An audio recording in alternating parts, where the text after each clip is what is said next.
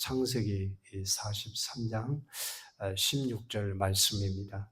요셉이 원수가 됐던 형들에게 잔치를 베푸는 모습을 보게 됩니다. 오늘 보면 16절에 보면 요셉은 형들을 위해서 청지기에게 명령을 하죠. 짐승을 잡고 준비하라고 하면서 종후에 함께 먹을 것이라고 말을 합니다. 요셉은 사실 17세 노예로 애굽에 팔려가서 가정 고초와 고난을 당했습니다. 종으로 팔리기도 하고 보디발의 아내에게 모함을 받기도 해서 감옥에 갇히기도 하고 이 감옥에서 가정 고초를 겪었던 사람이죠. 이 고난의 세월만 생각하게 되면은 형들을 미워할 수밖에 없고요. 형들에 대한 안갚음과 보복할 수 있는 그런 여지가 충분했던 상황이죠. 그럼에도 불구하고 요셉은 보복이나 안갚음을 하지 않았어요. 성경에서 말한 이 원수를 사랑하는 예수님의 모습을 우리가 그대로 요셉을 통해서 보게 됩니다. 예수님은 어떻습니까? 우리에게 원수에 대해서 사랑하라, 보복하지 말고 사랑하라, 원수를 사랑하라는 이 말씀을 우리에게 들려주고 있습니다. 마태복음 5장 43절 45절에 보면 또 내 이웃을 사랑하고 내 원수를 미워하라 하였다는 것을 너희가 들었으나 나는 너희에게 이르노니 너희 원수를 사랑하며 너희를 박해하는 자를 위하여 기도하라. 이같이 한즉 하늘에 계신 너희 아버지의 아들이 되리니. 원수를 사랑하며 박해하는 자를 기도하라. 그리하면 하늘에 계신 너희 아버지의 아들이 된다고 말씀합니다. 원수에 대해서 사랑하고 기도해 주는 게 쉽지 않은 일이죠. 여러분 만약에 우리에게 돈을 빌려가서 갚지 않는다고 한번 생각을 해보세요. 참 이것도 그 사람을 사랑하고 또 용서해 주고 한다는 게 쉽지 않고 더구나 우리 가정에 피해를 입히고 나에게 어떤 손해를 입히게 된다고 한다면 참 이런 것들을 우리가 포용하고 또 이해해 주고 사랑한다는 거 참 쉽지만은 않는 일입니다. 그럼에도 불구하고 주님은 우리에게 사랑하라, 원수에 대해서 사랑하라, 보복하지 말라 이렇게 말씀을 합니다. 악한 자를 대하는 태도도 마찬가지입니다. 예수님은 악한 자에게도 이렇게 말씀합니다. 마태복음 5장 38절로 42절에 보면요. 또 눈은 눈으로 이는 이로 갚으라 하였다는 것을 너희가 들었으나 난 너희에게 이르노니 악한 자를 대적하지 말라. 누구든지 내 오른편 뺨을 치거든 왼편도 돌려대며 또 너를 고발하여 속옷을 가지고자 하는 자에게 겉옷까지도 가지게 하며 또 누구든지 너로 억지로 오리를 가게 하거든 그 사람과 심리를 동의하고 내게 구하는 자에게 주며 내게 꾸고자 하는 자에게 거절하지 말라. 원수에게 또한 악한 자에게도 어떻게 행할 것인가 예수님께서 우리에게 분명한 말씀을 주고 있습니다. 오른편 뺨을 치거든 왼편도 돌려대고 또 고발해서 속옷을 가지고자 하는 자에게 겉옷까지 가지게 하고 억지로 오리를 가게 하거든 심리까지 동행하고 구하는 자에게 주고 또 꾸고자 하는 자에게 거절하지 말라 이렇게 말씀을 합니다. 참 쉽지 않죠. 우리에게 뺨을 때리고 다시 왼뺨을 때렸으면 오른뺨을 돌려대고 억지로 오리를 가고자 하는 자에게 심리를 가고 참 이게 쉽지 않아요. 우리가 주님의 사랑으로 녹아지고 주님의 사랑으로 우리가 가득 차지 않으면요. 정말 이 마지막 때는 세상 사람들하고 똑같이 믿는 자나 믿지 않는 자나 똑같이 행하게 됩니다.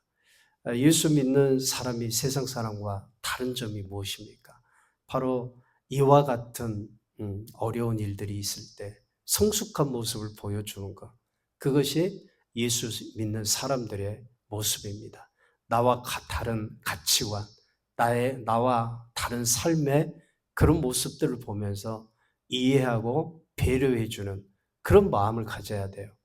우리는 상대에 대한 배려를 너무 못할 때가 있어요. 그래서 예수를 믿는 사람들이라고 한다면 상대에 대한 배려, 사랑, 그리고 포용하고 수용하는 그런 마음을 가져야 돼요.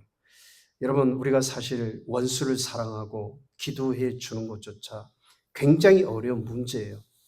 여러분, 누가 나의 뺨을 치고 나를 힘들게 하고 나를 괴롭게 하는 그 사람을 이해하고 용서할 수가 있어요. 세상 사람들에게 그런 일들이 일어난다면 그건 가차없는 엄격한 적용이 되는 것이죠. 사람을 미워하게 되는 것입니다. 여러분, 우리가 나를 섭섭하게 하는 사람도 용납하지 못할 때가 있어요. 친구들도 마찬가지고요.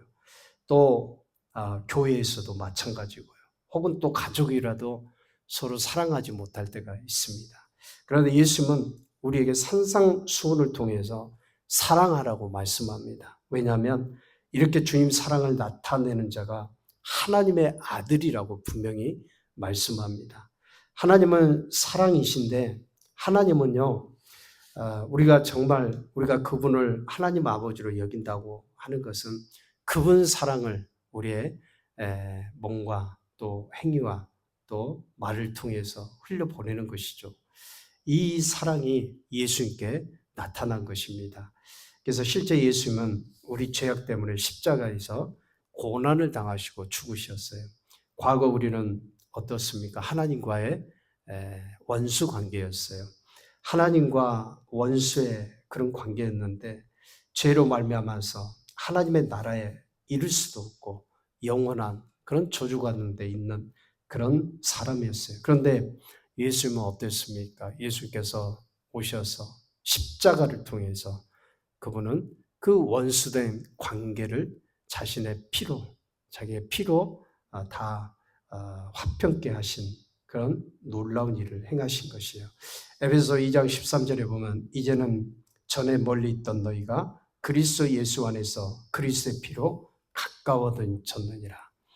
그리스도의 피로 하나님과 우리가 가까워졌다 이렇게 말씀합니다. 또 에베소 2장 14절에 보면 그는 우리의 화평이신지라 둘로 하나를 만드사 원수된 것 곧 중간에 막힌 담을 자기 육체로 하시고 예수님은 육체를 찢으셔서 중간에 막힌 담을 하셨다고 말씀합니다. 여러분, 예수님께서 이 원수 사랑하는 것, 우리가 그런 원수 같은 삶을 살았잖아요. 죄악 가운데 살고 하나님과 원수된 자로 살았어요. 세상만 사랑하고 세상의 풍속만 쫓고. 그런데 이 원수 사랑을 예수님께서 십자가의 사랑으로 다 하나님과 화평케 하신 것입니다. 십자가에서 자신의 몸을 찢으실 때 그 고통이 얼마나 컸겠어요. 못이 박힐 때, 피가 흘릴 때 그 고통과 그 참혹한 형벌이 얼마나 크겠어요. 하나님의 사랑을 실천한다고 하는 것이 원수된 자를 용서한다는 것이 이렇게 큰 고통, 큰 우리 안에 이런 고통이 느껴지지 않거나 또 주님 사랑이 느껴지지 않으면 이 사랑을 우리가 실천할 수가 없는 것입니다. 내가 육으로 살면은 도저히 이해할 수가 없고 포용할 수가 없고 이해할 수가 없고 그 주님의 사랑을 나타낼 수가 없는 것입니다.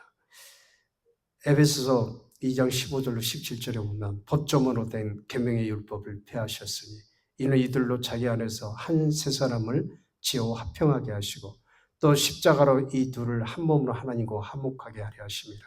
원수된 것을 십자가로 소멸하시고 또 오셔서 먼 데 있는 너에게 평안을 주시고 전하시고 가까운 데 있는 자들에게 평안을 전하셨으니 이는 그로 말미암아 우리 둘이 한 성령 안에서 아버지께 나아감을 얻게 하려 하심이라.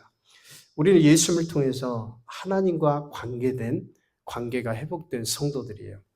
예수님의 피로 말미암아서 하나님께 나아감을 얻은 복된 자녀들입니다. 이것은 하나님께서 우리를 사랑하셨기에 지극히 사랑하셨기에 가능한 일인 것입니다. 예수께서 우리의 한 사람 한 영혼을 사랑하셨기에 우리 예수님을 이 땅에 보내주셔서 그 십자가를 통해서 우리가 하나님께 나아갈 수 있는 은혜를 주시고 속량을 통해서 예수 그리스도의 속량을 통해서 우리가 하나님의 자녀가 되는 놀라운 은혜를 입게 되는 것입니다.